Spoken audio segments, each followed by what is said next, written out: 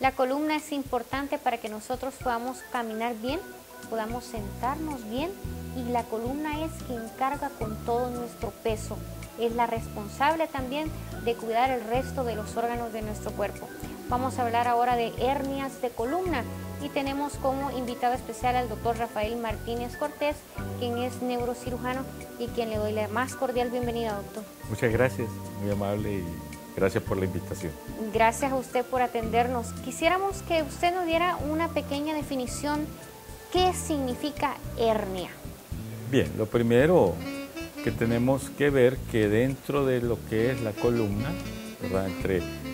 Entre vértebra y vértebra nosotros tenemos un cartílago, que es el amortiguador de los golpes que recibe la columna y que nos hace a nosotros pues flexionar, extender y todo eso. Ese amortiguadorcito, cuando se deteriora o se arruina o se sale un poco, es lo que condiciona la hernia de disco, ¿verdad? Es una lesión en lo que es el disco, o en este caso el amortiguadorcito que tenemos. Entre una vértebra y otra, estos discos intervertebrales que nos ayudan a proteger también las vértebras, en el caso de las hernias provocan muchísimo dolor. Y las hernias más comunes, entendemos nosotros, doctor, son las hernias lumbares. ¿Por qué razón es que nosotros vemos en las clínicas ese digamos, aumento de hernias de columna lumbar? Bien, lo primero es que no todo dolor lumbar es hernia, ¿verdad? Nosotros estamos supeditados a padecer dolor lumbar en cualquier circunstancia de nuestra vida. En un 90% de la gente, en cualquier circunstancia, va a padecer de dolor lumbar. Sin embargo, eso no quiere decir que sea hernia. Inclusive podemos tener dolor lumbar crónico y no es hernia. Ahora bien, cuando ya tenemos una hernia, hay otros síntomas más que solamente el dolor lumbar. Y es el problema de la ciática, que se llama, o la radiculopatía, que no es más que el dolor irradiado hacia miembro inferior, en el cual me duele el glúteo, la parte posterior del muslo, pantorrilla, el pie, tengo calambres, correntazos, sensaciones de adormecimiento, calor o ardor, frialdad en la pierna, y me cuesta deambular. Entonces esa es una situación de una hernia. Pero no quiere decir también de que una hernia es sinónimo de operación. Estamos hablando nosotros de que del 100% del dolor lumbar, solo un 10% es una hernia discal. Y de ese 10%, solo un 1% a 2% van a terminar en cirugía. Entonces, lo primero que hay que hacer es diagnosticar bien ante qué estamos.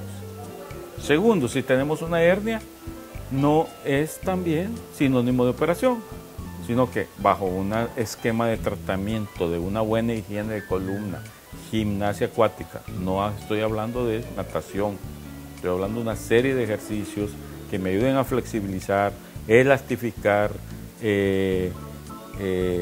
tratar de volver a su lugar ese disco. Tal vez no tratar de volver a su lugar, ¿cómo se llama? Que disminuye la inflamación, ¿verdad? En el nervio, y él puede vivir con esa hernia sin ningún problema, ¿verdad? Pero ya cuando el problema afecta la calidad de vida, que además de eso no me cede el dolor con analgésicos, antiinflamatorios, y sabemos que tenemos una hernia con todas las modalidades de radiculopatía, todo lo demás, ese paciente es candidato a una operación. ¿Cuál es la causa más común?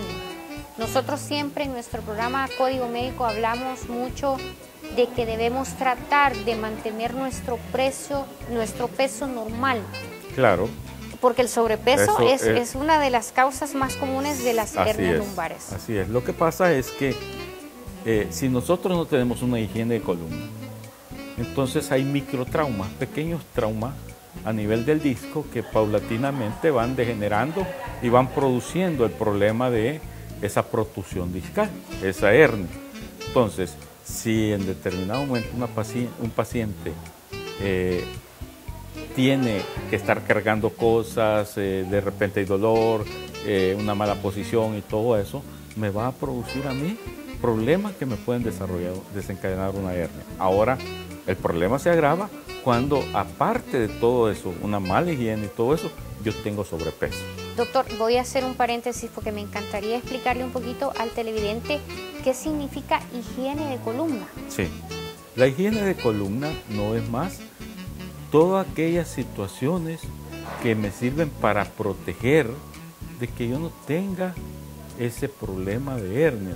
Un fortalecimiento muscular de la espalda, elasticidad de los ligamentos y flexibilidad de la columna.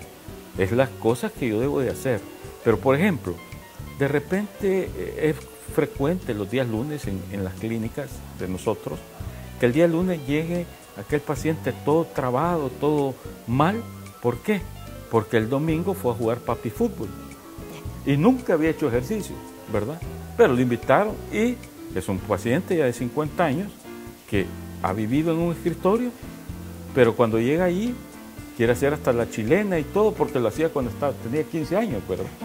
Y entonces llega con problemas porque nunca hubo una flexibilidad, nunca hubo una elasticidad de un precalentamiento. Y cuando estoy hablando de precalentamiento en este caso no es decir, mire, esto va a ser media hora antes de que yo haga el ejercicio. No, mire, lo que pasa es que su columna está rígida. Para que vuelva a flexibilizarse necesita tiempo. Probablemente semanas de ejercicio adecuado para ir flexibilizando la columna. Significa entonces que nosotros tenemos que aprender a nuestra postura normal y anatómica a utilizarla adecuadamente. Recoger las cosas del suelo con una postura adecuada, sentarnos con una postura adecuada, acostarnos y tratar de dormir durante la noche en una postura adecuada. Tratar de, si vamos a hacer ejercicio, hacer un precalentamiento precisamente para no dañar los músculos y ligamentos. Todo esto es importante. Y doctor, ¿cuáles son las edades más frecuentes en que usted ve estas hernias de columna lumbar? Mire, estamos viendo, actualmente la situación es que la estamos viendo tanto en jóvenes como en adultos. Las causas en un adulto ya son procesos más que todo de osteoartritis, degenerativos y todo lo demás, que llevan con una situación más que ese disco se empieza a degenerar y empieza a producir la hernia. Pero esto es la factura, vamos a decir, que uno va a pagar por todo el desarreglo que hizo. No me senté bien, todo lo que usted ha explicado, no me senté bien, no hice un buen levantamiento de cargas, acostarme, pues me dormí en el sillón, cositas así que en algún momento le van a pasar la factura, y las facturas son estas: una columna rígida, una columna sin flexibilidad, una columna pues que todo el proceso degenerativo que lleva nos va a llevar a un canal estrecho y no solamente a una hernia, múltiples hernias a nivel de las lumbares. Y es porque también en esta área la columna no tiene mucha protección. La columna torácica, por ejemplo, nos ayuda mucho a protegerlo las costillas, pero las cervicales y las lumbares no tienen ninguna protección. Y son las más flexibles. Y son las más flexibles, son las que más trabajan, son las que más deben de soportar peso. Y las que más se dañan pues en estas circunstancias, porque como no tienen ninguna rigidez, ningún soporte, pues es donde se van a dañar soportando ese peso. Y para finalizar, doctor, las hernias de columna cervical, ¿cuáles son las causas más comunes en este sentido? Por lo general son traumas, traumas de fenómenos de accidentes, por ejemplo. Desaceleración, flexión, que en determinado momento esas situaciones de flexión y extensión de la columna en una forma, también llevamos a la situación de lo que es el proceso degenerativo que nos lleva también a estas situaciones, ¿verdad? Y dentro de todo esto, le digo, no toda hernia es sinónimo de operación, pero cuando se tiene que operar una hernia, entonces hay una gama de cirugías o intervenciones quirúrgicas que uno debe tomar en cuenta. Y el neurocirujano en determinado momento que está más especializado o cuál es más flexible para él, las técnicas. Y técnicas podemos hablar de técnicas de microcirugía, cirugía convencional, estamos hablando de la nucleoplastía, ¿qué son estos términos? Porque dicen nucleoplastía o lisis del núcleo o usar algún láser que dicen o radiofrecuencia. Entonces, dependiendo de cómo esté el paciente, hay cirugías de hernias de disco que se pueden hacer ambulatorias. ¿Qué quiere decir eso? Hoy entro al hospital y hoy mismo me voy ya sin hernia y caminando. Perfecto, ¿verdad? doctor.